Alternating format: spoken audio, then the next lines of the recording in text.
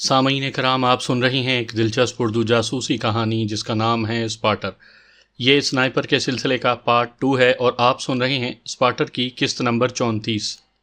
मुझे उम्मीद है आपको मेरी ये काविश पसंद आ रही होगी। आपने अगर अभी तक मेरा चैनल कहानी घर सब्सक्राइब नहीं किया तो अभी मेरे चैनल को सब्सक्राइब करके बेल नोटिफिकेशन ऑन कर लीजिए ताकि आने वाली हर नई कहानी की इत्तला बर वक्त आप तक पहुंच सके। बकवास बंद करो घटिया औरत, मैं जारहाना अंदाज में परमा की तरफ बढ़ा। ठहरो, रुको, पूरन सिंह चिल्लाया। मैंने अनसुना करते हुए परमा की तरफ पेशकदमी जारी रखी। वो सहम कर उल्टे कदम पीछे हटने लगी। शोख आंखों में बेयकीनी और खौफ उभर आया, लेकिन उस तक पहुंचने से पहले मुझे जोरदार ठोकर लगी जिसमें मेरी मंशा का गहरा अमल दखल था। मैं मुंह के बल नीचे गिरने लगा कि कभी कभार जीतने को गिरना पड़ता है। जमीन से टकराने तक मेरा दायां हाथ वेबले रिवॉल्वर को कब्जे में कर चुका था। मेरा ज्यादा ध्यान चूंकि रिवॉल्वर की तरफ था, इसलिए जमीन से टकराने पर अच्छी खासी चोट लगी थी। मेरे मुंह से जोरदार कराह निकली। पूरन सिंह और सुनील ने जोरदार कहकहा लगाया था। मेरी दुर्गत पर उन्हें खुशी हुई थी। रिवॉल्वर मेरे दाएं हाथ की गिरफ्त में छाती के नीचे दबा था। मेरे अंगूठे ने महारत से सेफ्टी हटाई और बायां हाथ जमीन पर टेक कर मैंने उठने की अदाकारी की। जिस्म के थोड़ा सा ऊपर होते ही मैं जोरदार झटके से यूं पलटा कि मेरी पीठ जमीन से टकराई और रिवॉल्वर को दोनों हाथों में थामते हुए मेरी पहली गोली ने सुनील की खोपड़ी को बोसा दिया और फिर बरकी कोंदे की तरह नाल को पूरन सिंह की तरफ मोड़कर 2 बार लुबलुबी दबा दी। मैंने पूरन सिंह के दाएं हाथ को निशाना बनाया था क्योंकि उसने सुरत से राइफल सीधी की थी। अगर उसके सर में गोली मारता तो अंदेशा था कि वो गोली चलाने में कामयाब रहता और बैरल का रुख मेरी जानिब होने की वजह से राइफल की गोलियां अपना काम कर जाती। क्योंकि उसका दिमाग ख़त्म होने से पहले उंगली को ट्रिगर पर दबाव बढ़ाने का हुक्म जारी कर चुका होता, यूं मरते मरते भी उसकी राइफल मेरा काम कर जाती। मेरी तजवीज़ के नसीब में आधी कामयाबी लिखी थी क्योंकि गोलियों के झटके से बैरल का रुख तो तब्दील हो गया था, अलबत्ता लुबलुबी दबाने में वो कामयाब रहा था। तड़ तड़ तड़ की आवाज़ से गोलियों का छट्टा बरामद हुआ, लेकिन दोबारा फायर करने के काबिल वो नहीं रहा था। गोलियां उसकी हाथ की पुश्त में घुसी थी। राइफल उसके हाथ से नीचे गिरी। वो बेसाख्ता दायां हाथ बगल में दाब कर खून रोकने की कोशिश करने लगा। गटर की मानिंद गलाजत उगलने वाले होठों से कराहें खारिज होने लगी। अब बताओ बालिक, तुम राजकुमारी के साथ क्या करने का इरादा रखते हो? वो हकलाया। हम मुआहिदा कर सकते हैं। मैंने उठते हुए इस्तेहज़ाई कहकहा बुलंद किया। सच में ऐसा ही सोचते हो? साथ ही रिवॉल्वर वाला हाथ सीधा किया। नहीं, प्लीज़, भगवान के लिए। उसने गिड़गिड़ा कर जान बचाने की कोशिश की, मगर वो ऐसा किरदार नहीं था कि जिसे जिंदा छोड़ने की बाबत गौर किया जा सकता। लुबलुबी दबाकर मैं धरती का सीना उसके गंदे वजूद से पाक करने लगा। वो झटका लगने से पुश्त के बल गिरा। आप बहुत बुरे हैं। मैं जैसे ही मुड़ा वो आंखें नम करते हुए करीब आई और मेरी छाती पर मुक्का रसीद करते हुए बोली, ऐसे बकवास की जाती है? मैं शाकी हुआ। तो आप सच झूठ में तमीज़ नहीं कर सकती? वो महजूब हुई। आपके अंदाज ने हमें चकरा दिया था। लगा कि आप सच में हमें उनके हवाले करने वाले हैं। वो मुसल्ला थे, उन्हें काबू करने की कोई तरकीब तो करना थी ना। और अब तैयारी पकड़ो, गपशप का वक्त नहीं। मैं बैग उठाने को बढ़ा, मगर जैसे ही झुका अचानक दौड़ते कदमों की आवाज़ समाअतों में पहुंची। मैं झटके से खड़ा हुआ। वो 2 अफराद थे, दोनों ही मुसल्ला थे। खबरदार! आगे आने वाले ने भागते हुए पिस्तौल सीधा करना चाहा, मगर मैं उसके धमकाने से पहले लुबलुबी दबा चुका था। वो तेज़ रफ्तारी से दौड़ता हुआ मेरे काफ़ी करीब पहुंच चुका था। गोली खाने के बाद भी 1-2 कदम लेकर गिरा, मगर इससे पहले कि मैं दोबारा लुबलुबी दबाता, उसके अकब में भागने वाला मेरा पुराना दुश्मन तोप से निकले गोले की तरह उड़ता हुआ मुझे टकराया और साथ लेता हुआ नीचे गिर गया। यकीनन आप समझ गए होंगे कि पुराने दुश्मन से मेरी क्या मुराद है। वो करण चावला था। उसका अपने साथी को आगे रखने का मकसद भी मेरी गोली से बचना था। रिवॉल्वर मेरे हाथ से निकल गया था। मैंने गिरते हुए हवासों को खैरबाद नहीं कहा था, क्योंकि ज़रा सी सुस्ती मेरे हाथ में अदम आबाद का टिकट पकड़ा सकती थी। करण चावला सख्त जान हरीफ था। उसके खाली हाथ होने पर भी उस पर काबू पाना मुश्किल था, तो मुसल्ला होकर तो बिलाशुबा सवा शेर हो जाता। मैंने फौरन उसके पिस्तौल वाले हाथ पर कब्जा जमाने की कोशिश की, मगर उसने एक झटके से हाथ छुड़ाया और लौट लगाते हुए खड़ा हो गया। मैंने भी सुस्ती ना दिखाई और जैसे ही खड़े होते हुए उसने पिस्तौल वाला हाथ सीधा किया, तब तक आधा उठते हुए मैंने जोर से टांग चलाई। میرا دایاں پاؤں اس کے پستول والے ہاتھ سے ٹکرایا اور میں دوبارہ پیچھے گر گیا۔ پستول اس کے ہاتھ سے نکل کر دور جا گرا تھا۔ میں الٹی کلابازی لے کر اس سے 2 قدم دور کھڑا ہو گیا۔ ہونٹوں پر تمسخرانہ تبسم لیے وہ مجھے حقارت سے دیکھ رہا تھا۔ لہجہ بھر کے انتظار کے بعد اس کے لبوں سے نکلا، تمہیں سالہ کہوں یا برادر نسبتی؟ میں اطمینان سے بولا، منہ بولا رشتہ ہے، پتا جی یا جیجا جی بھی چل جائے گا۔ وہ تو تھوڑی دیر بعد تم کہو گے، باقی تمہاری دیدی نے بڑی منتیں کی ہیں کہ تمہاری جان بخشی کر دوں، اور دیکھ لو اس کے کہنے پر تم پر دور سے گولی نہیں چلائی۔ البتہ ہاتھ پاؤں توڑنے سے اس نے منع نہیں کیا تھا، اس لیے یہ تکلیف برداشت کرنی پڑے گی سالہ جی۔ میں نے بے پرواہی سے کندھے اچکائے، خواب دیکھنے پر پابندی نہیں لگائی جا سکتی۔ اس نے پیشکش کی، تمہارا مشن مکمل ہو گیا ہے، اب اس بلبل کو چھوڑ دو، جانے کی اجازت دے دوں گا۔ پرما افسردگی سے بولی، آپ تو گرینڈ پا کے دوست تھے۔ دشمن تو تمہارا ابھی بھی نہیں ہوں بیبی، اتنی خوبصورت لڑکی سے دشمنی کون کر سکتا ہے؟ وہ ملتجی ہوئی، پلیز ہمیں جانے دو ورنہ ماما ہمیں قتل کر دے گا۔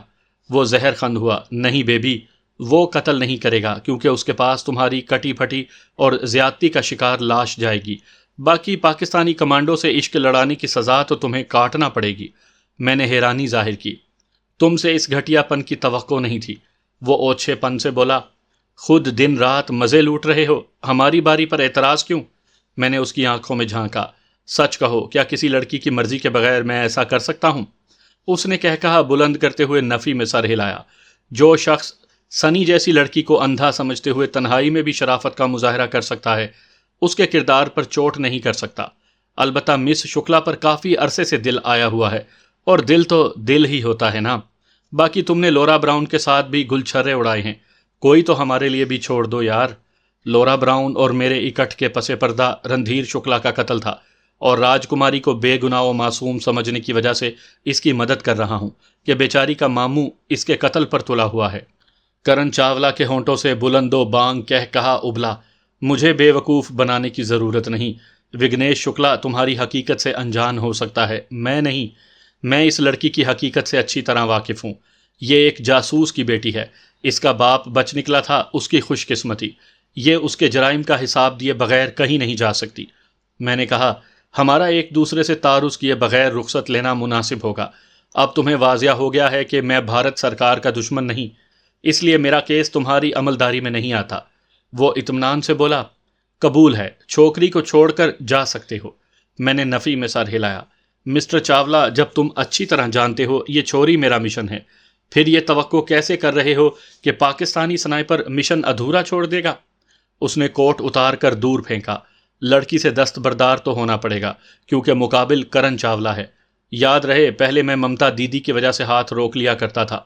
اس نے دانت پیسے، ہماری لڑائی کی خبر تم تک پہنچنے کا مطلب ہے میرا شک صحیح تھا، سنی ہی نے تمہیں فرار ہونے میں مدد دی تھی۔ یہ معلومات تمہارے کس کام کی؟ میں نے ایک دم گلاک کی طرف چھلانگ لگائی جو چند قدم ہی دور پڑا تھا، مگر وہ مجھے ایسا موقع دینے کے حق میں بالکل بھی نہیں تھا۔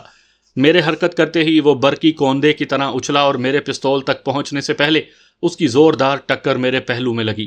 میں نیچے گرا، اس کے سر کی ٹکر میرے پہلو میں ہتھوڑے کی طرح لگی تھی، لیکن آرام کا وقت نہیں تھا کیونکہ وہ پستول اٹھانے جھک گیا تھا۔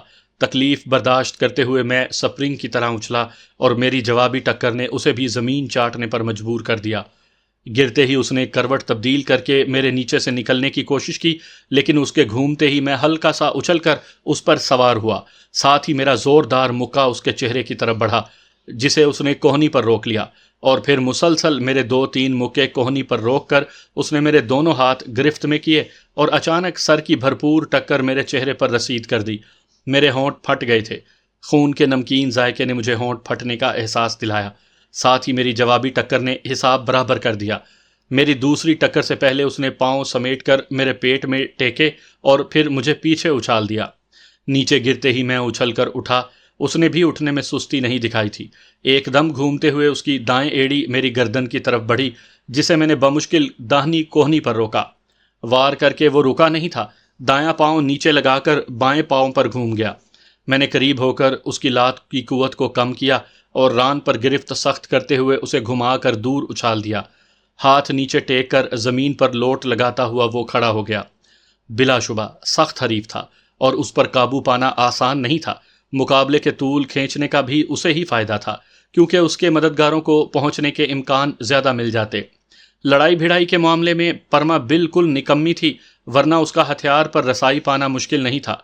وہاں 2 انصاص رائفلیں، 1 ریوالور اور 3 پستول بکھرے پڑے تھے، مگر وہ ہکا بکا سہمی ہوئی کھڑی تھی۔ میں متوجہ کرتا تو کرن چاولہ اسے فوراً بے ہوش کر سکتا تھا۔ اس کے لیے تو کرن چاولہ کا ایک مکہ ہی کافی رہتا۔ وہ مجھے دھمکانے لگا، اب بھی وقت ہے راجے، چھوکری سے دستبردار ہو کر چلے جاؤ، تمہیں کرن چاولہ کی صلاحیتوں کا اندازہ نہیں ہے۔ میں اطمینان سے بولا، تمہیں مضبوط کردار کا اور بھارت سرکار کا خادم سمجھ کر پہلے واقعی متاثر تھا، مگر پری کے بارے میں تمہاری گھٹیا گفتگو سن کر محسوس ہوا تم بھی دوسروں جیسے ہی نیچ، کمینے اور کم ظرف ہو۔ تمہیں سبق سکھانا ہی پڑے گا۔ غضبناک ہوتے ہوئے وہ زکند بھر کر قریب ہوا۔ میں بھی قدم اس کی طرف بڑھا چکا تھا۔ اس مرتبہ کا ٹکراؤ پہلے سے شدید تھا۔ میں جلد از جلد اسے ختم کر کے بھاگنے کے چکر میں تھا تاکہ تلاشی لینے والوں سے دور نکلا جا سکے، تو وہ مجھے ناکارہ کر کے پری کے حصول کی کوشش میں تھا، اور پری کو پانے کے ساتھ جہاں اس کی مذموم خواہشات کی تکمیل ہوتی، وہیں اسے بے بہا دولت بھی ملتی۔ ہم ایک دوسرے کو سختی سے رگید رہے تھے۔ لاتیں، مکے، گھونسے، سر کی ٹکریں، گھٹنے، کوہنیاں، پاؤں کے پنجے، ایڑیاں، الغرض جسم کا ہر وہ عضو حرکت میں لا رہے تھے جس سے مخالف کو چوٹ پہنچائی جا سکتی ہے۔ اس کا پلڑا آہستہ آہستہ بھاری پڑنے لگا۔ میری برداشت ہی تھی کہ اس کی چوٹیں سہ کر جوابی وار کر رہا تھا۔ بنیادی طور پر میں ایک سنائپر ہوں، لڑائی بھڑائی کا طریقہ کار جانتا ہوں، مگر میری بہترین صلاحیت اچھی نشانے بازی ہے۔ نشانے بازی پر زیادہ توجہ دینے کی وجہ سے ہاتھا پائی کو وقت نہیں دے پاتا، اور لڑائی کی مشق سے دوری آج شدت سے محسوس ہو رہی تھی۔ اس کے ساتھ رت جگہ اور مسلسل بھاگ دوڑ نے بھی مجھے تھکایا ہوا تھا، جبکہ وہ تازہ دم تھا۔ میرے ہونٹوں، ناک اور جسم کے کھلے حصوں سے خون بہہ رہا تھا۔ پسلیوں پر بھی اچھی خاصی چوٹ لگی تھی۔ اس کی مسلسل ٹھوکروں سے بچنے کو کوہنیاں استعمال کرنے کی وجہ سے کوہنیوں پر بھی خراشیں بھی آئی تھیں اور درد بھی کر رہی تھی۔ میرے جوابی حملوں کا اثر اس کے جسم سے بھی جھلک رہا تھا، مگر مجموعی طور پر اس کا پلہ بھاری پڑ رہا تھا۔ شروع ہی سے کسی ہتھیار پر قبضہ جمانے کی کوشش دونوں کی تھی، مگر ہر ایسی کوشش دوسرے کی مداخلت سے ناکام ہوئی تھی۔ جب میرے اعصاب مزمحل ہونے لگے اور محسوس ہوا کہ زیادہ دیر لڑائی جاری نہیں رکھ سکوں گا، تب میں نے جوا کھیلنے کا فیصلہ کیا۔ اگر کرن چاولہ کو میرے منصوبے کی بھنک پڑ جاتی تو میرا بے ہوش ہونا یقینی تھا۔ دوسری صورت میں لڑائی کا اختتام کر سکتا تھا۔ اس وقت ہم آمنے سامنے کھڑے گہرے سانس لے کر توانائی بحال کرنے کی کوشش میں تھے۔ تھک وہ بھی گیا تھا، مگر اسے مقابلہ کرنے کی جلدی نہیں تھی۔ وہ جان بوجھ کر لڑائی کو طول دے رہا تھا تاکہ کوئی تلاشی ٹولی ادھر کا رخ کر لے، مگر اس کی بدقسمتی کہ اب تک کوئی بھی نہیں پہنچا تھا۔ میں نے ایک قدم بڑھاتے ہوئے ٹانگ لہرائی۔ گو میں زیادہ تیزی سے اس کی چھاتی میں ٹھوکر مار سکتا، مگر میں نے جان بوجھ کر اسے ٹانگ پکڑنے کا موقع دیا، کیونکہ اس سے پہلے بھی وہ 2 بار میری ٹانگ پکڑنے میں کامیاب ہوا تھا، اور ہر مرتبہ اس نے مجھے گھما کر عقبی جانب پھینکا تھا۔ اس وقت وہ ایسی جگہ کھڑا تھا کہ مجھے عقبی جانب اچھالتا تو میں گلاک کے قریب ہو سکتا تھا۔ اگر اسے میری ترکیب سے واقفیت ہو جاتی تو وہ کوئی اور چوٹ پہنچا سکتا تھا۔ ڈھیلے انداز میں حملہ کرنا مجھے ناقابل تلافی نقصان پہنچا سکتا تھا۔ میں نے چونکہ ایک قدم آگے لے کر گھوم کر لات چلائی تھی، تبھی اسے حملے کی نوعیت آسانی سے معلوم ہو گئی تھی، اور میرا تو مطمع نظر یہی تھا کہ اسے پہلے سے اندازہ ہو جائے کہ میں اس کی چھاتی میں ایڑی کی ٹھوکر گھمانے والا ہوں۔ اس وقت تو نہیں، مگر لمحہ بھر بعد پتہ چلا کہ وہ بھی ہتھیار پر قبضہ کرنے کے چکر میں تھا، اور میں نے اسے یہ موقع فراہم کر دیا تھا۔ میری ران پر گرفت جماتے ہوئے اس نے مجھے پوری قوت سے عقب میں اچھالا، اور میرے گرنے کا انتظار کیے بغیر اپنے پستول کی طرف بھاگ پڑا، جو پرما سے چند قدم دور ہی پڑا تھا، اور مجھے دور پھینکنے کی وجہ بھی پستول پر قبضہ جمانا ہی تھا۔ البتہ اسے یہ معلوم نہیں ہوا تھا کہ وہ میری چال میں آ گیا ہے۔ میں چونکہ پھینکے جانے کو پہلے سے تیار تھا، اس لیے جیسے ہی اس نے مجھے گھما کر عقب میں پھینکا، ہوا ہی میں گھومتے ہوئے میں نے دایاں ہاتھ کوہنی سمیت زمین پر ٹیکا اور لوٹ لگاتے ہوئے گلاک کے قریب پہنچ گیا۔ وہ پستول اٹھانے کو جھک رہا تھا، جبکہ میں گلاک پر قبضہ جما چکا تھا۔ اس کا ہاتھ گز بھر کا فاصلہ اتنی تیزی سے طے نہیں کر سکا تھا جتنی سرعت سے 10-15 گز کا فاصلہ بیرل سے نکل کر بے آواز گولی نے طے کر لیا تھا۔ گولی کا ہدف پستول تھا، اور گولی نے مجھے مایوس نہیں کیا تھا۔ پستول 2-3 گز دور جا گرا۔ وہ ٹھٹک کر رکا، ساتھ ہی میری اطمینان بھری آواز گونجی، یقیناً ہاتھ اٹھانا تمہارے چند سانس بڑھا دے گا۔ گہرا سانس لیتے ہوئے اس نے کنکیوں سے پرما کی جانب دیکھا۔ میں اس کا ارادہ جان گیا تھا، فوراً تنبیہ کی، ایسا سوچنا بھی مت، اور پرما کو ہدایت کی، پری اس سے دور ہٹ جاؤ۔ وہ جھرجھری لیتے ہوئے حواسوں میں آئی اور بجائے دور جانے کے بھاگ کر میرے قریب آ گئی۔ کرن بولا، تم بچ کر نہیں جا سکتے۔ میں ہنسا، مگر ہم سے پہلے تمہارا نمبر پڑ گیا ہے برخوردار۔ اس نے تاؤ دلانے والے انداز میں کہا، ہمت ہے تو پستول پھینک کر لڑو۔ میں استہزائی انداز میں بولا، ہتھیار کی طرف بڑھنے کی شروعات تم نے کی ہے۔ اس نے جذباتی دھونس جمائی، اپنی دیدی کے ہونے والے شوہر کو قتل کر دو گے؟ میں نے کہا، خود ہی طے کرو کس ٹانگ پر گولی کھانی ہے، میں وعدہ کرتا ہوں۔ اس کے بعد مکمل ہونے سے پہلے ٹھک کی آواز سے گلاک کی گولی اس کے بائیں ران میں داخل ہو گئی تھی۔ وہ تیز کراہ کے ساتھ اپنی ٹانگ کو پکڑ کر گر گیا تھا۔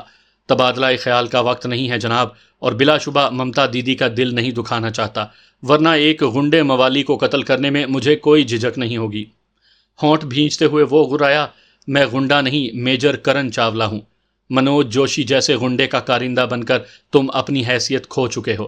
چند سانسوں کی بھیک ممتا دیدی کے نام پر بخش رہا ہوں۔ وہ طنزیہ انداز میں مسکرایا، اپنی فطرت کا احسان منہ بولی بہن پر نہ تھوپو۔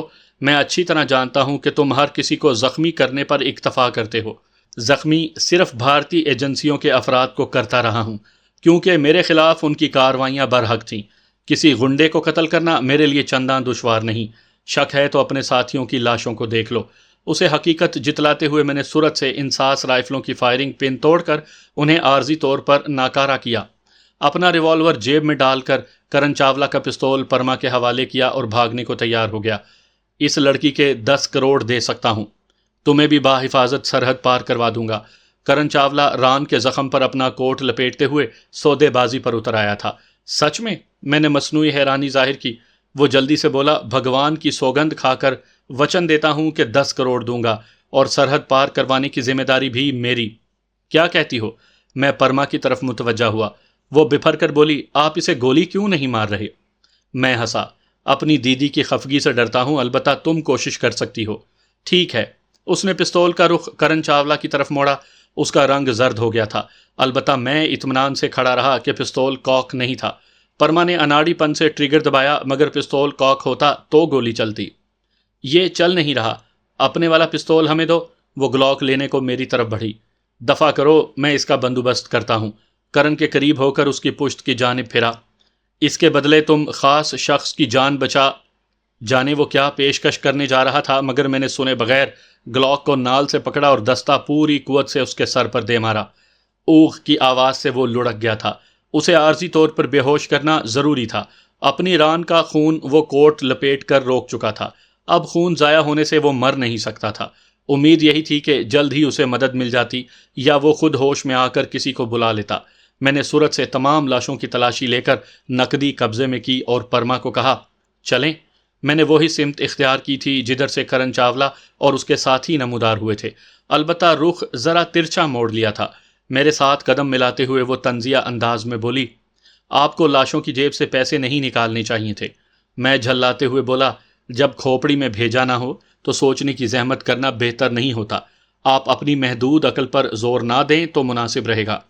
ہم نے کہا نا، پاکستان جا کر آپ کو ساری رقم واپس کر دیں گے، بلکہ انعام بھی دیں گے، میں نے طنزیہ لہجے میں کہا، اور پاکستان پہنچنے تک جو رقم خرچ ہوگی وہ آئے گی کہاں سے؟ وہ الجھن آمیز لہجے میں بولی، آپ کے پاس پیسے موجود تو تھے، اگر ختم ہو گئے ہیں تو میرا لاکٹ بیچ دو۔ محترمہ، یہاں قدم قدم پر کام نکلوانے کو پیسوں کی ضرورت پڑتی ہے۔ صرف ممبئی سے نکلنے کو $20,000 خرچ ہوئے ہیں، اور اتنی رقم خرچ کرنے کے باوجود منصوبہ ناکام رہا۔ آپ کو اغوا کروانے کو 4 لاکھ معاوضہ دیا تھا، آگے بھی رقم کی ضرورت پڑے گی۔ میری جیب ATM مشین نہیں ہے کہ بٹن دبانے پر نوٹ باہر نکلیں گے۔ ایسے حالات میں نہ اخلاقیات کا دھیان رہتا ہے اور نہ شریعت کی حدود مد نظر رکھی جا سکتی ہے۔ باقی آپ کے زیور بیچنے کس صرافہ بازار میں جاؤں؟ کیا ہم اس حالت میں ہیں کہ خرید و فروخت کر سکیں؟ گہرا سانس لے کر میں نے غصے پر قابو پایا اور نسبتاً نرم آواز میں بولا، اب برائے مہربانی کسی فضول تکرار کے پیچھے نہ پڑ جانا، ہم اب تک خطرے کی حدود میں ہیں، یہ بحث کسی اور وقت کو اٹھا رکھو۔ وہ ہونٹ بھینچ کر خاموش ہو گئی تھی۔ کرن چاولہ سے ٹاکرے نے مجھے صحیح معنوں میں تھکا دیا تھا۔ پورے جسم میں درد ہو رہا تھا مگر آرام کرنے کا وقت نہیں تھا۔ ہاتھا پائی کے متعلق ایک بات آپ کے ذہن میں رہے کہ چوٹ لگنے سے انسان کے عضلات اور پٹھوں وغیرہ کا گوشت اندر سے بھی پھٹ جاتا ہے اور مرہم پٹی و علاج معالجے کے بعد ٹھیک ہونے میں مہینہ ڈیڑھ لگ جاتا ہے، مگر ایسا عام آدمیوں کے ساتھ ہوتا ہے۔ لڑائی بھیڑائی کی تربیت حاصل کرنے والوں کے جسمانی اعضاء چوٹیں سہنے کے عادی ہوتے ہیں اور کڑی تربیت سے عضلات اور پٹھوں کو اس قابل بنا دیا جاتا ہے کہ اچھی خاصی ضربات کو برداشت کر سکیں۔ چلنے کی وجہ سے جسم گرم ہی رہا اور تکلیف کا احساس زیادہ نہ ہوا۔ وہ زیادہ دیر خاموش نہیں رہ پائی تھی، کہنے لگی چہرے پر لگا خون ہی صاف کر دیتے۔ میں بے پرواہی سے بولا کہیں پانی مل گیا تو دھو لوں گا۔ یہ لو، اس نے جیب سے ہلکے گلابی رنگ کا مخملی رومال نکال کر میری طرف بڑھایا۔ شکریہ۔ رومال پکڑ کر میں چہرے پر پھیرنے لگا۔ ماتھے پر خراش آئی تھی، نچلے ہونٹ پر بھی چوٹ لگی تھی اور ہونٹ اندر سے پھٹ گیا تھا۔ دائیں نتنے کی سوزش بھی کسی ہلکے پھلکے زخم کی نشاندہی کر رہی تھی۔ خون صاف کر کے میں نے رومال پھینک دیا تھا۔ بدتمیز، خفگی بھرے لہجے میں کہتے ہوئے اس نے رومال اٹھا لیا۔ ہم نے پھینکنے کو تو نہیں دیا تھا۔ میں نے صفائی دی، گندا ہو گیا تھا۔ رومال جیب میں ڈالتے ہوئے اس نے منہ بنایا۔ ایسا ہی ہے، مگر ہم سے اجازت تو لینا تھی، یہ کوئی عام رومال نہیں ہے، بہت خاص۔ اچھا، میں نے اسے معنی خیز نظروں سے گھورا۔ جی، مجھے بے باکی سے گھورتے ہوئے اس نے منہ چڑھا دیا۔ میں نے کہا خاص چیز عام آدمی کو گندا کرنے کو نہیں دینی چاہیے تھی۔ وہ متبسم ہوئی۔ ہماری خاطر آپ نے 10 کروڑ ٹھکرا دیے، اس لیے تھوڑا جذباتی ہو گئے تھے نا۔ باقی دھونے سے صاف ہو جائے گا، کون سا ہمیشہ کے لیے گندا ہو گیا ہے؟ میں نے نفی میں سر ہلایا۔ آپ کے لیے نہیں، انصاری صاحب کے لیے رقم ٹھکرائی ہے۔ وہ ترشی سے بولی، مطلب جو کچھ کر رہے ہو اس کے پس پردہ پاپا ہیں؟ میں نے طنزیہ انداز میں پوچھا، آپ کو کیا لگتا ہے؟ وہ مجھے کڑی نظروں سے گھور کر رہ گئی تھی۔ میں بے پرواہی سے کندھے اچکا کر دائیں بائیں کا جائزہ لینے میں مصروف رہا۔ دشمنوں کی آمد کی کوئی سمت متعین نہیں تھی۔ اصولاً کرن چاولہ کے ہمراہ اور بندے ہونے چاہیے تھے، مگر ریوالور کی 4-5 گولیاں چلانے کے باوجود کسی کا بھی نہ نظر آنا ظاہر کر رہا تھا کہ اس کے ہمراہ وہی 3 افراد تھے جنہیں میں قتل کر چکا تھا۔ شاید باقی ٹولیاں کسی اور سمت نکل گئی تھیں۔ ویسے ریوالور چلنے کا دھماکہ اتنا زیادہ بھی نہیں ہوتا کہ طویل فاصلے تک جائے۔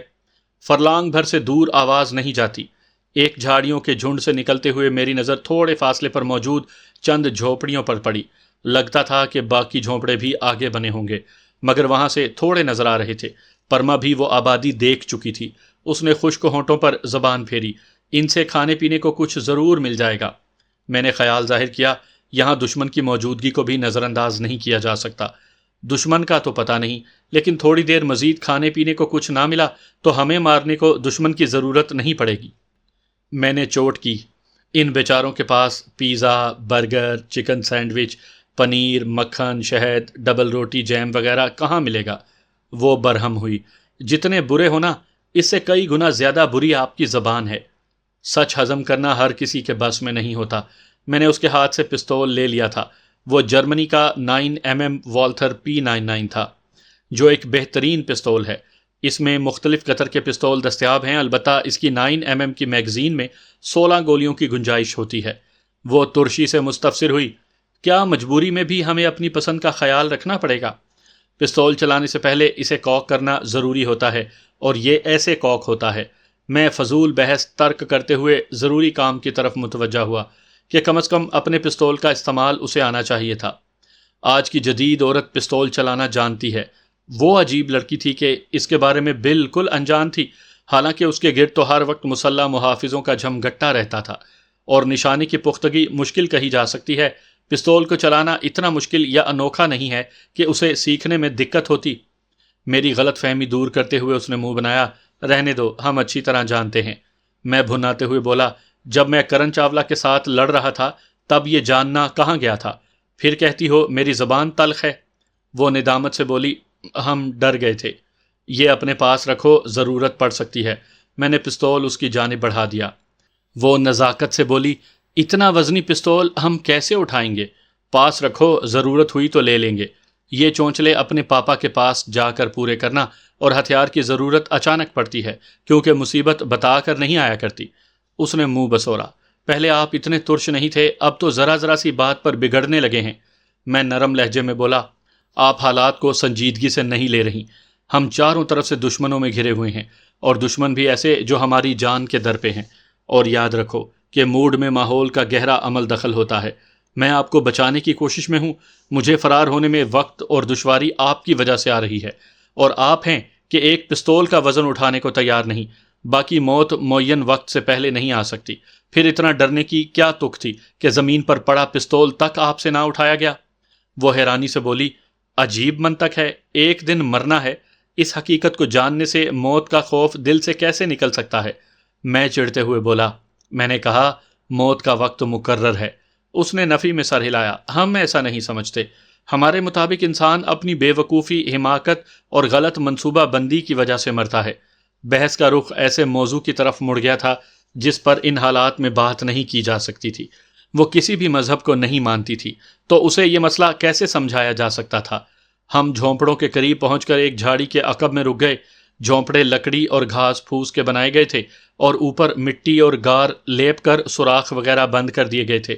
یوں گھاس پھوس، شاخوں کی باڑ نے دیوار کی شکل اختیار کر لی تھی۔ میرا اندازہ صحیح تھا، آگے بھی جہاں تک دکھاؤ ممکن تھا جھونپڑے نظر آ رہے تھے، اور لوگوں کی نقل و حرکت بھی۔ اسے جھاڑیوں کے عقب میں رکنے کا اشارہ کر کے میں محتاط انداز میں جھونپڑوں کی طرف بڑھا۔ چند قدم لیتے ہی ایک ادھیڑ عمر بارے شخص کی نظر میری طرف اٹھی۔ قریب آتے ہوئے اس نے نامانوس زبان میں کچھ کہا تھا۔ جواباً میں ہندی میں بولا، مہاراج کوئی جل پان یعنی تھوڑا کھانا پینا اس کا بندوبست ہو جائے گا؟ بابو بھوجن تو مل جائے گا، مگر آپ اکیلے ہیں۔ ٹوٹی پھوٹی ہندی میں بولتے ہوئے اس نے میرے عقب میں جھانکا۔ میں ایک جھاڑی کی آڑ میں رک گیا تھا تاکہ دوسرے لوگوں کی نظروں سے اوجھل رہوں۔ اس کے استفسار نے مجھے چونکا دیا تھا، یقیناً اسے ہمارے بارے میں سن گن تھی۔ میں نے ذو معنی انداز میں پوچھا، کیا میرے ساتھ کوئی نظر آ رہا ہے؟ دائیں بائیں دیکھ کر وہ دھیرے سے بولا، گھنٹہ ڈیڑھ پہلے چند آدمی ایک نوجوان جوڑے کی بابت معلومات لیتے ہوئے گزرے ہیں، اور شکل و صورت سے وہ اچھے لوگ نہیں لگ رہے تھے۔ سارے گھروں کی انہوں نے زبردستی تلاشی بھی لی اور دھمکی بھی دی کہ اگر کسی نے انہیں پناہ دی تو ایسا کرنے والے انجام کے ذمہ دار خود ہوں گے۔ اس کے انداز سے لگا تلاشی لینے والوں کا فعل اسے برا لگا تھا۔ غریبوں کی بھی عزت نفس ہوتی ہے، اور ان کی مرضی کے بغیر ان کے گھروں میں تاکہ جھانکی کرنا، زبردستی تلاشی لینا یقیناً انہیں غصہ دلانے کو کافی تھا، مگر مسلح افراد کے سامنے بیچارے احتجاج نہیں کر سکتے تھے، بس دل ہی دل میں کڑ کر رہ گئے تھے۔ اور یہی وجہ تھی کہ اس نے پہلی فرصت میں مجھے مطلع کرنے میں دلچسپی لی تھی۔ تلاشی لینے والے کے خلاف اس کے لہجے کی بغاوت محسوس کرتے ہی میں نے کھل کر سامنے آنے کا فیصلہ کیا۔ اگر اعتراف کروں کہ میں وہی شخص ہوں تو کیا سہایتا کی آشا رکھ سکتا ہوں؟ وہ معنی خیز لہجے میں بولا، آپ نہ بھی بتائیں تب بھی میں پہچان گیا تھا، کیونکہ ان کے پاس آپ دونوں کی تصاویر موجود تھیں جو انہوں نے تمام بستی والوں کو دکھائیں۔ میرے پاس 2,000 کے 5 نوٹ ہیں، ہمیں چھپنے میں مدد دے کر ان پر قبضہ کر سکتے ہو۔ اس بستی کی حالت دیکھتے ہوئے میں نے جان بوجھ کر بہت تھوڑی رقم پیشکش کی تھی، مگر رقم سنتے ہی اس کے چہرے پر جو تحیر نمودار ہوا، لگا کہ رقم اس کے اندازے سے کہیں زیادہ تھی۔ وہ ہکلاتے ہوئے بولا، میں نے آج تک 2,000 کا نوٹ ہاتھ میں نہیں پکڑا۔ میں نے دوبارہ ترغیب دی، تو ایسے 5 نوٹوں کا مالک بننے کے بارے میں کیا ارادہ ہے؟ خوفزدہ انداز میں دائیں بائیں کا جائزہ لیتے ہوئے وہ میرے مزید قریب آیا۔ مہاراج وہ بہت خطرناک لوگ تھے۔ میں نے کہا، ضرور ہوں گے، مگر ایک بار تلاشی لے گئے ہیں، امید ہے بار بار تلاشی نہیں لیں گے۔ باقی جب تک تم کسی سے ذکر نہیں کرو گے تو انہیں کیسے پتا چلے گا کہ تم نے ہماری مدد کی؟ اس نے خشک لبوں کو زبان سے تر کرتے ہوئے پوچھا، آپ کی استری یعنی بیوی کہاں ہے؟ میں نے 50-60 قدم دور جھاڑیوں کی جانب اشارہ کیا، وہاں چھپی ہے۔ البتہ پرما سے اپنے رشتے کی وضاحت کرنا میں نے ضروری نہیں سمجھا تھا۔ وہ لمحہ بھر سوچ کر بولا، ایک اور بندے کو رازدار بنانا پڑے گا۔ میں نے پوچھا، اعتماد والا ہے؟ وہ اہم کانہ انداز میں بولا، پتہ نہیں، مگر اس کے پاس چھپنے کی جگہ موجود ہے۔ میں نے کہا، ہمیں چھپانے کے بجائے کسی طرح یہاں سے نکلنے کا بندوبست کر دو تو انعام کی رقم بڑھا سکتا ہوں۔ چند لمحے سوچتے ہوئے اس کی آنکھوں میں تیز چمک ابھری۔ ایک طریقہ ہے تو صحیح، بولو۔ میں ہمتن گوش ہو گیا۔ کسارا گاؤں سے سبزی والا ٹرک آتا ہے، اس میں چھپ کر نکلا جا سکتا ہے۔ میں نے جلدی سے پوچھا، ٹرک کس وقت آتا ہے؟ وہ جوش سے بولا، گھنٹے ڈیڑھ تک پہنچ جائے گا۔ میں نے تصدیق چاہی، ٹرک والا تمہارا دوست ہے؟ اس نے اس بات میں سر ہلایا، واقف کار ہے، میں جانتا ہوں سبزی کی آڑ میں غیر قانونی اشیاء کی بھی ترسیل کرتا رہتا ہے، پیسے لے کر آپ کی مدد پر آمادہ ہو جائے گا۔ چند لمحے سوچ کر میں نے اس بات میں سر ہلایا۔ ٹھیک ہے، تمہیں 10,000 دوں گا اور اسے علیحدہ پیسے دوں گا، تم نے بس ہمارا سودا کروانا ہے۔ اس کی آنکھوں میں تیز چمک پیدا ہوئی۔ ہم نے چند منٹ میں سارا منصوبہ طے کیا اور میں نے اسے 2,000 پیشگی ادا کر دیے۔ اس کے بعد وہ گھر سے پانی کی بھری ہوئی بوتل اور شاپر میں 3-4 روٹیاں لے کر آیا جن پر ماش کی تھوڑی سی دال چپڑی ہوئی تھی۔ اس سے الوداعی مصافحہ کر کے میں پرما کی طرف بڑھ گیا۔ وہ واپس مڑ گیا۔ پرما جھاڑی کے عقب میں پتھریلی زمین پر ڈھیر تھی۔ بیچاری اتنی تھکی ہوئی تھی کہ مجھ پر نظر رکھنے کے قابل بھی نہیں رہی تھی۔ تبھی قدموں کی چاپ سن کر ایک مرتبہ تو کانپ گئی تھی۔ مجھ پر نظر پڑتے ہی اس کے لبوں سے گہرا سانس خارج ہوا۔ میں متبسم ہوا۔ چلیں؟ خشک ہونٹوں پر زبان پھیرتے ہوئے وہ ملتجی ہوئی۔ کچھ کھا پی تو لیں۔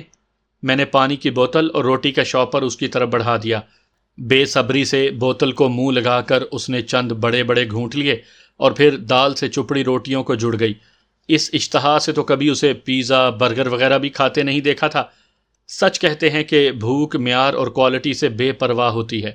منرل واٹر پینے والی نوابزادی نے پانی پیتے وقت پوچھا تک نہیں تھا کہ پانی کہاں سے آیا ہے اور صاف ہے بھی یا نہیں۔ میں نے چند گھونٹ پانی پی لیا، البتہ کھانے کو ہاتھ نہ بڑھایا کہ بھوک برداشت کر سکتا تھا، جبکہ اس کی توانائی بالکل نچڑ گئی تھی۔ امید تھی کہ کھانے کے بعد اس کی حالت کچھ بہتر ہو جاتی، البتہ سیر ہونے کے بعد غنودگی اور کسل مندی حملہ آور ہوتی اور وہ پہلے ہی ہر جگہ ڈھیر ہو رہی تھی۔ کھانے کے بعد شاید حرکت کے قابل ہی نہ رہتی، گویا صرف بہتری کی امید ہی کی جا سکتی تھی۔ آپ بھی کھائیں نا؟ 2 روٹیاں چٹ کرنے کے بعد اسے میرا خیال آیا تھا۔ میں اطمینان سے بولا، میں بھوک برداشت کر لوں گا۔ ایک کمانڈو کو بھلا بھوک پیاس کی کیا فکر، لیکن پھر بھی تھوڑا سا کھا لو۔ خوبصورت تبسم ہونٹوں پر بکھیرتے ہوئے اس نے تیسری اور آخری روٹی میری جانب بڑھا دی۔ میرے لیے یہ کافی ہے۔ میں نے آدھی روٹی لے کر باقی اسے واپس کر دی تھی۔ عجیب سی نظروں سے مجھے گھورتے ہوئے اس نے روٹی پکڑ لی تھی۔ میں نے 2-3 نوالوں سے روٹی کو پیٹ میں منتقل کیا اور الحمدللہ کہہ کر پانی پینے لگا۔ بوتل لینے کو ہاتھ بڑھاتے ہوئے وہ معنی خیز لہجے میں بولی، کیا کہا؟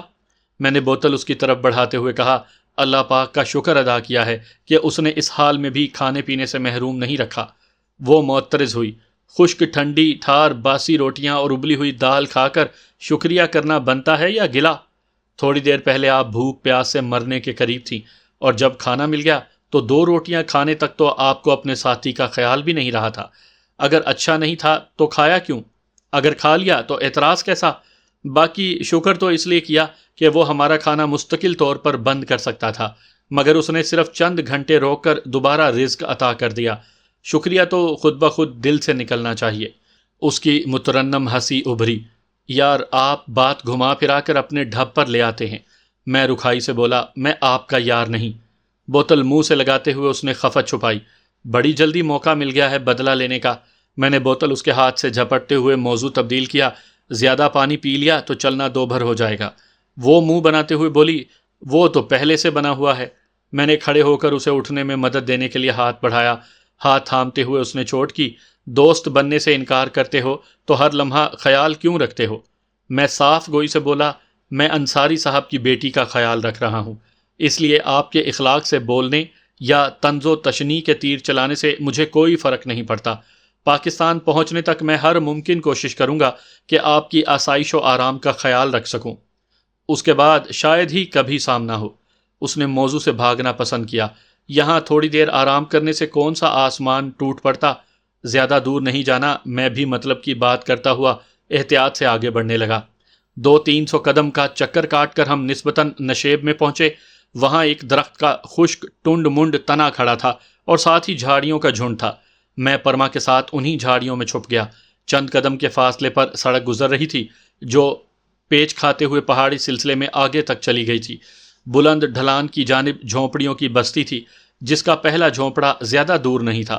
وہ جھونپڑا بستی کی واحد دکان تھی، اسی میں سبزی وغیرہ دستیاب تھی اور اشیاء خورد و نوش کا دوسرا سامان بھی میسر تھا۔ ہمیں نصف گھنٹے کے بقدر انتظار کرنا پڑا تھا۔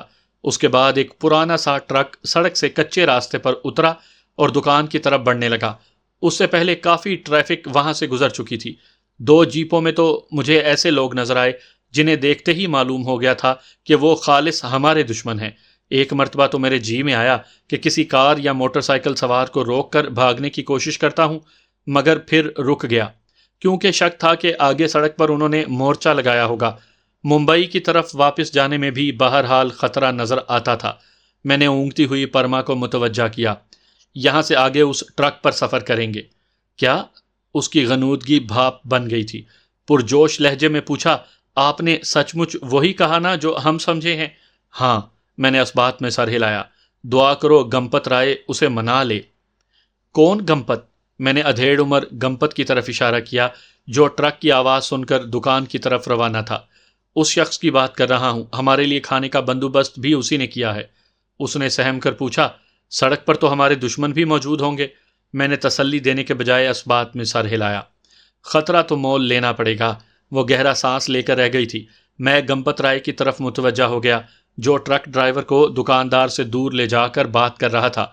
دکاندار اور اس کا مددگار ٹرک سے سبزی کی بوریاں اور پیٹیاں اتار رہے تھے۔ ان کے سامان اتارنے تک ڈرائیور اور گمپت کسی نتیجے پر متفق ہو چکے تھے۔ ڈرائیور ٹرک میں بیٹھ گیا جبکہ گمپت پیدل ہی ہماری طرف آنے لگا۔ ٹرک کے موڑ کاٹ کر سڑک کے قریب پہنچنے تک گمپت ہمارے پاس پہنچ چکا تھا۔ دکاندار اور اس کا مددگار بڑے جھونپڑے میں غائب ہو چکے تھے۔ ڈرائیور نے ٹرک کچے راستے پر کھڑا کیا اور نیچے اتر کر ہمارے قریب آ گیا۔ بابو، 10,000 مجھے اور 10,000 ڈرائیور کو دینے ہوں گے۔ گمپت رائے نے قریب آ کر بغیر کسی تمہید کے اپنی مانگ بتائی۔ ٹھیک ہے، میں نے فوراً قبول کیا کہ وہاں سے نکلنے کو اس سے زیادہ رقم بھی قربان کر سکتا تھا۔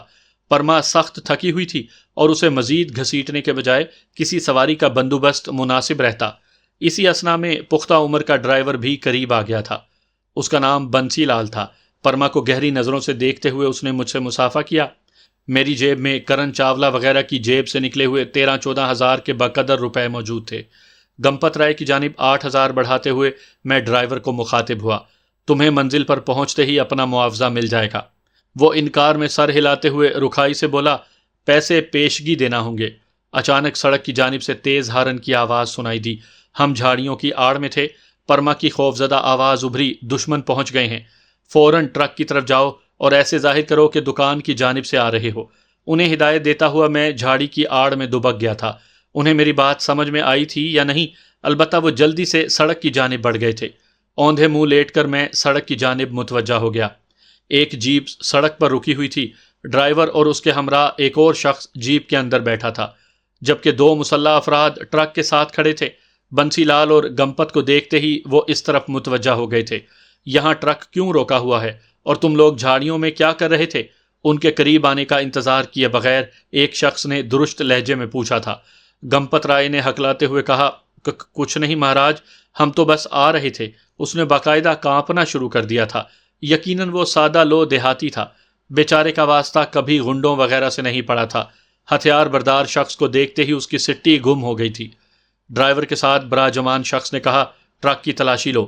دونوں مسلح افراد اوپر چڑھ کر سامان کو الٹ پلٹ کرنے لگے۔ کچھ نہیں ہے باس۔ چند لمحوں کے بعد وہ ناکام ہو کر نیچے آ گئے تھے۔ باس نے نیچے اتر کر گمپت کو انگلی کے اشارے سے قریب بلاتے ہوئے پوچھا، تمہارا رنگ کیوں اڑا ہوا ہے؟ کچھ نہیں مہاراج، یہ ٹرک میرا تو نہیں ہے، یہ تو بنسی لال کا ہے۔ گمپت سخت خوفزدہ ہو گیا تھا۔ اس کے برعکس بنسی لال پر اعتماد تھا۔ بات سنبھالتے ہوئے بولا، مہاراج یہ سادہ سا شخص ہے، آپ کو دیکھ کر خوفزدہ ہو گیا ہے۔ باس نے ہونٹوں پر انگلی رکھ کر بنسی لال کو خاموش ہونے کا اشارہ کرتے ہوئے گمپت رائے سے پوچھا، سچ سچ بتا دو، جھاڑیوں میں کیا کر رہے تھے؟ کچھ نہیں سرکار۔ گمپت نے ہکلاتے ہوئے انکار میں سر ہلانا چاہا، مگر اس کی بات پوری ہونے سے پہلے باس کا ہاتھ گھوما، چٹاخ کی زوردار آواز ابھری، گمپت رائے کولوں کے بل نیچے گر گیا تھا۔ باس پستول سیدھا کرتے ہوئے غرایا، سچ بکتے ہو یا ٹھوک دوں؟ بھگوان کے لیے مہاراج، میں بے قصور ہوں۔ گمپت باس کے پاؤں سے لپٹ گیا تھا۔ اس نے زبردستی پیسے دیے تھے، میں نہیں لے رہا تھا۔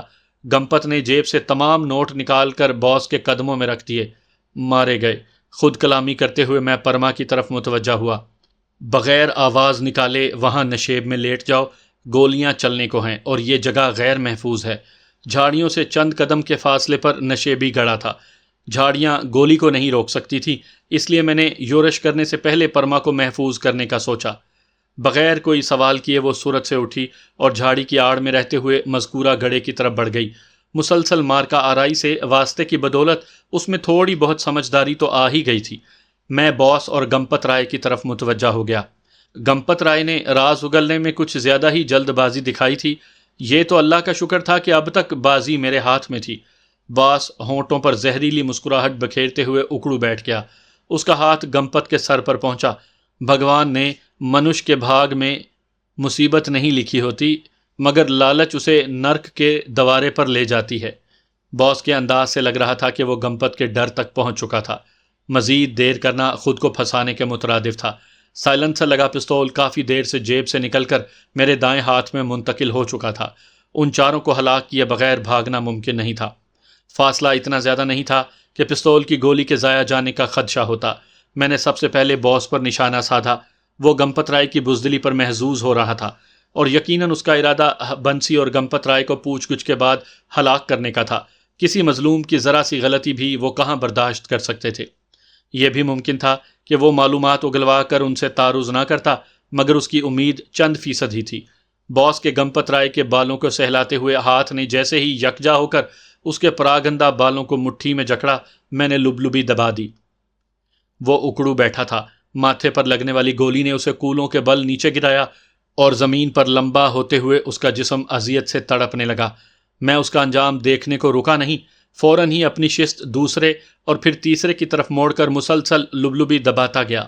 ڈرائیور نے عقل مندی کا مظاہرہ کرتے ہوئے مخالف جانب اترنے کی کوشش کی تھی، مگر اس کے نیچے اترنے سے پہلے مجھے گولی چلانے کا موقع مل گیا تھا۔ البتہ اس کے جھکے ہونے کی وجہ سے سر کے بجائے اس کی پشت نشانہ بنی تھی۔ پہلی گولی اس کی پیٹھ میں لگی، وہ تڑپ کر سیدھا ہوا، اور اگلی گولی نے گردن سے پار ہو کر اسے اوندھے منہ گرا دیا تھا۔ بنسی رام ٹرک کی آڑ میں ہو گیا تھا، جبکہ گمپت رائے گھٹے گھٹے انداز میں چیخ رہا تھا۔ میں بھاگ کر جھاڑی سے نکلا اور اس کے قریب پہنچتے ہوئے غرایا، چپ کرو بے وقوف، تمہاری وجہ سے انہیں قتل کرنا پڑا۔ مہاراج، بھگوان کے لیے क्षमा کر دو۔ گمپت کی حالت پتلی تھی اور دھوتی سے بہتا پانی ظاہر کر رہا تھا کہ معاملہ اس کی برداشت سے باہر ہو گیا تھا۔ میں برہم ہوا۔ یہ پیسے اٹھاؤ اور فوراً سے پہلے یہاں سے دفع ہو جاؤ، اور اگر کسی سے بھی ذکر کیا تو زندہ نہیں چھوڑوں گا۔ پیسے مٹھی میں دبا کر وہ بھاگ پڑا تھا۔ اتنا خوف زدہ ہونے کے باوجود اس نے پیسوں سے دستبرداری گوارا نہیں کی تھی۔ اس سے اندازہ کیا جا سکتا ہے کہ لوگوں کے لیے دولت کتنی اہمیت کی حامل ہے۔ میں نے پرما کو آواز دی، راجکماری آ جاؤ، اور ڈرائیور کی لاش اٹھا کر جیپ سے نیچے پھینک دی۔ اس نے چہرے پر مفلر لپیٹا ہوا تھا جو افراتفری میں سیٹ پر گر گیا تھا۔ مفلر اٹھا کر میں نے گلے میں ڈال لیا تھا۔ سردی کے موسم میں مفلر کا استعمال عام ہو جاتا ہے، اور شناخت چھپانے کو یہ کارآمد چیز ہے۔ بنسی لال نے جھجکتے ہوئے پوچھا، مہاراج اگر اجازت دو تو میں چلا جاؤں؟ اس کا چہرہ بھی خوف سے زرد پڑا تھا۔ بھاگو، اسے جانے کا اشارہ کر کے میں دشمنوں کا اسلحہ سنبھالنے لگا۔ ایک کے پاس کلاشنکوف جبکہ 3 کے پاس پستول تھے۔ کلاشنکوف جیپ میں رکھ کر میں نے 30 بور پستول جھاڑیوں میں اچھال دیے۔ ایک پستول 9mm تھا، اس کی میگزین اتار کر جیب میں ڈالی اور اسے بھی پھینک دیا۔ اس کی گولیاں گلاک میں چلائی جا سکتی تھیں۔ پرما بھاگتے ہوئے میرے قریب پہنچ گئی تھی۔ تمتماتے ہوئے چہرے کے ساتھ اس نے لاشوں کو ایک نظر دیکھا اور میری طرف متوجہ ہوئی۔ باڈی میں لیٹ جاؤ، اسے ہدایت کر کے میں نے ڈرائیونگ سیٹ سنبھالی اور اگنیشن میں چابی گھما کر جیپ سٹارٹ کرنے لگا۔ اس نے بے چون چرا کیے میری ہدایات پر عمل کیا تھا۔ میں نے جیپ ممبئی کی جانب موڑ دی کیونکہ آگے جانے میں زیادہ خطرہ تھا۔ دشمنوں کا زور پیچھے کی جانب نہیں تھا۔ اب مجھے کوئی لنک روڈ تلاش کر کے اس علاقے سے دور جانا تھا۔ کلاشنکوف میں نے گود میں رکھ لی تھی۔ پرما کو پیچھے لیٹنے کا اس لیے کہا تھا تاکہ وہ دور سے نظر آ کر میری شناخت کی تصدیق نہ کرتی رہے۔ کنگلے، ان کی جیبوں کی تلاشی کیوں نہیں لی؟ جیپ کے تھوڑا سا آگے بڑھتے ہی میری سماعتوں میں پرما کی شوق بھری آواز گونجی۔ عقبی شیشے میں دیکھا، وہ دونوں سیٹوں کے درمیان بیٹھی میری پیٹھ کو گھور رہی تھی۔ میں جھلاتے ہوئے بولا، باڈی میں اس لیے بیٹھنے کا نہیں کہا کہ سیٹیں گندی ہوتی ہیں۔ اچھا، ہم تو یہی سمجھے تھے۔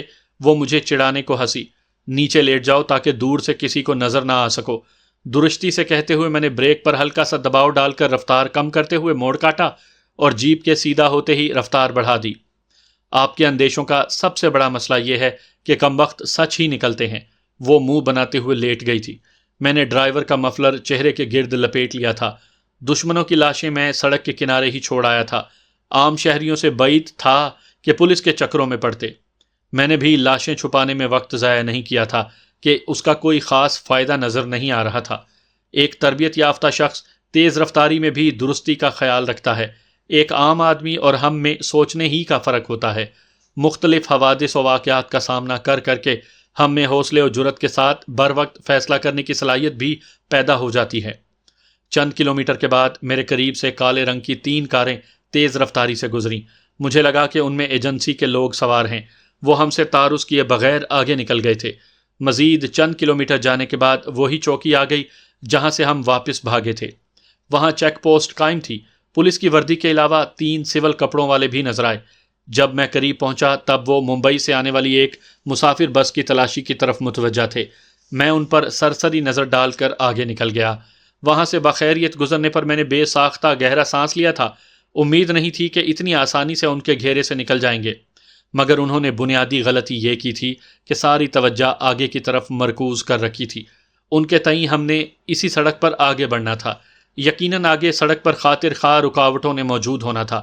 اس علاقے میں بھی اب بہت زیادہ ٹولیوں نے مٹر گشت شروع کر دی ہوگی۔ گمان ہی غالب یہی تھا کہ وہ جلد ہی گمپت رائے تک پہنچ جاتے، مگر اس سے کام کی بات نہیں اگلوا سکتے تھے۔ بنسی رام سے بھی راز رکھنا بعید تھا۔ اگر وہ دونوں نہ بھی بتاتے تب بھی سڑک کنارے پر پڑی 4 لاشیں زیادہ دیر تک چھپ نہیں سکتی تھی۔